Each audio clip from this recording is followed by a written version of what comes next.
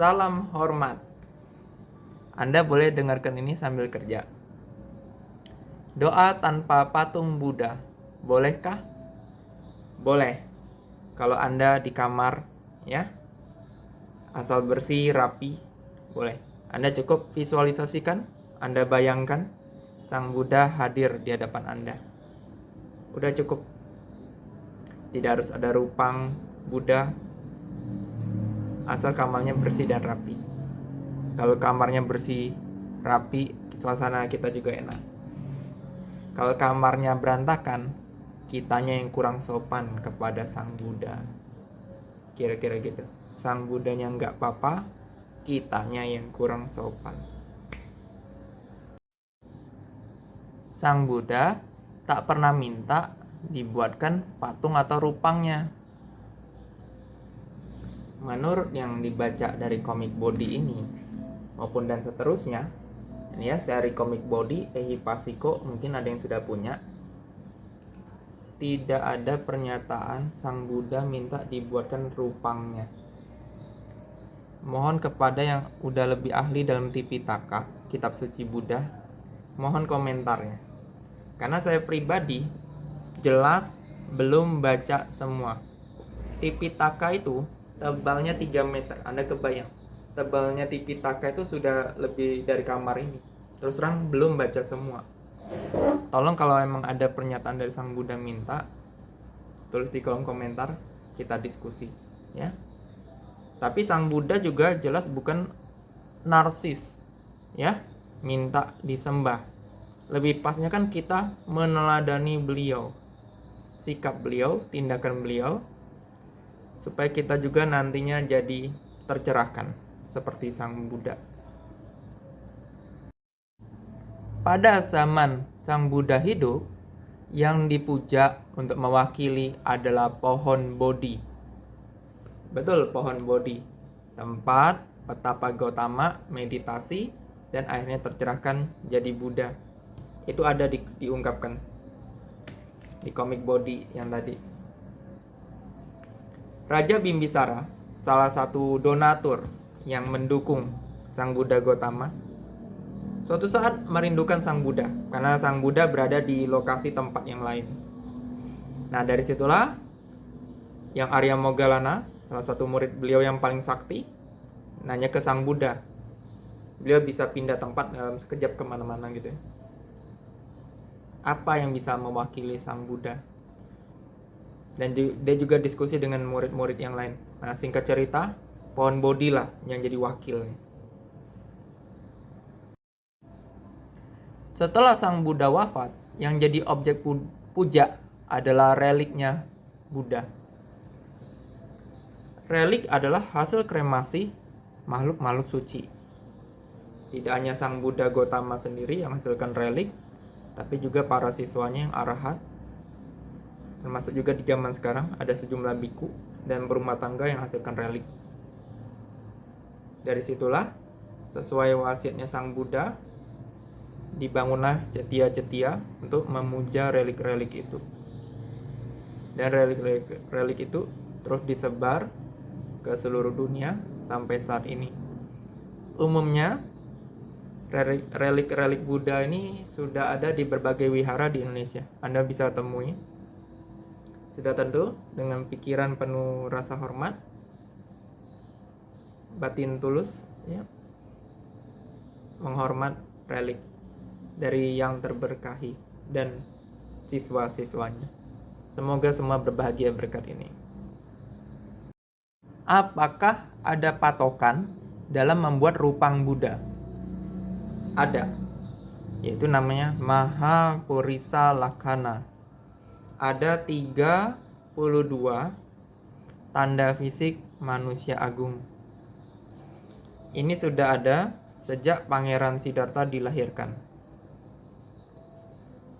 Jadi, dari lahir, fisik Pangeran Siddhartha itu sudah beda, sudah tidak sama dengan manusia umum.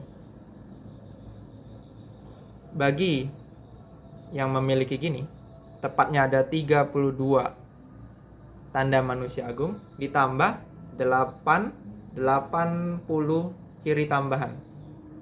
Bagi yang memiliki ini, cuma dua kemungkinan dalam hidupnya.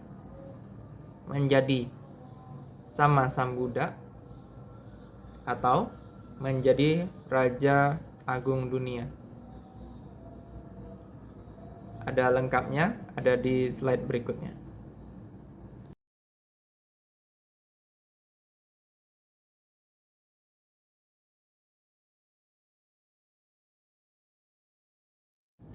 Kenapa rupang Buddha tak seragam antar negara? Walaupun ada patokan tadi yang 32 tanda Mahapurisalakkhana, tapi juga berpadu dengan tradisi setempat. Sebagai contoh, bagi yang pernah ke Thailand, menyadari rupang Buddha di situ ada seperti mahkota Raja Thailand. Mohon kalau ada orang Thailand di sini atau yang lebih mengerti tentang sejarah Thailand, tolong dikoreksi kalau salah ya. Raja Thailand dikenal memang pakai mahkota gitu. Jadi ya Sang Buddha digambarkan kurang lebih agungnya sama gitu dengan rajanya Thailand. Jadi boleh. Yang di China, yang di Tiongkok, mayoritas, ini maaf ya, tapi kenyataan. Boleh Anda search di internet atau ke yang sudah pernah pergi ke situ. Mayoritas rupang Buddha di China, matanya ini tidak tinggi. Ngerti ya maksud saya ya? Tidak tinggi. Gitu. Jadi boleh beralkulturasi, nyampur dengan budaya setempat. Thank you. Apa makna atau tujuan dari rupang Buddha? Rupang Buddha dimaksudkan sebagai simbolnya Buddha, mewakili Sang Buddha. Nah, perbandingannya sekali lagi sama seperti bendera. Ini kan wakili nasionalisme dari negara tersebut kan.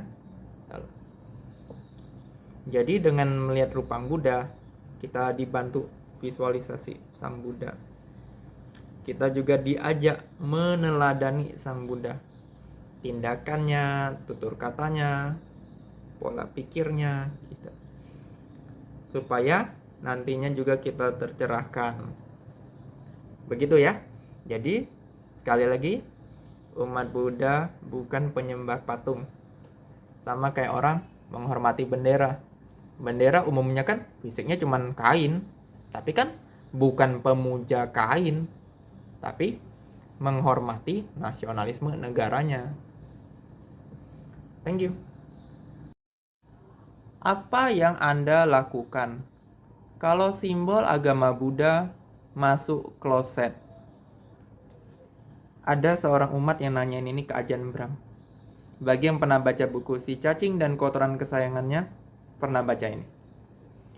Ajahn Brahm menjawab, Ajahn Brahm adalah orang yang praktis. Langkah pertama yang ia lakukan adalah manggil tukang ledeng, tukang perbaiki kloset. Itu dulu. Lalu Ajahn Brahm bilang, kitab suci kah atau apa gitu dari agama Buddha ya, rupang gitu ya, itu kan hanya bungkusnya saja, hanya bungkus, hanya cover.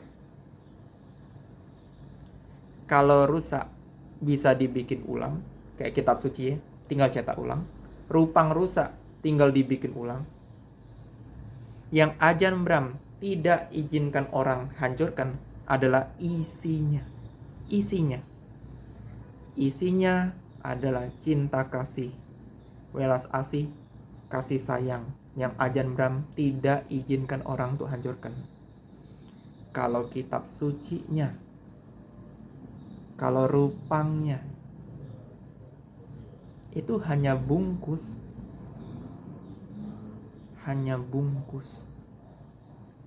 Sekali lagi yang terpenting adalah isinya. Cinta kasih, welas asih, dan kasih sayang. Sadhu Ajahn Brahm. Terima kasih atas pencerahannya. Ini adalah beberapa relik Sang Buddha tersebar hampir seluruh dunia. Anda bisa temui di sejumlah vihara di Indonesia.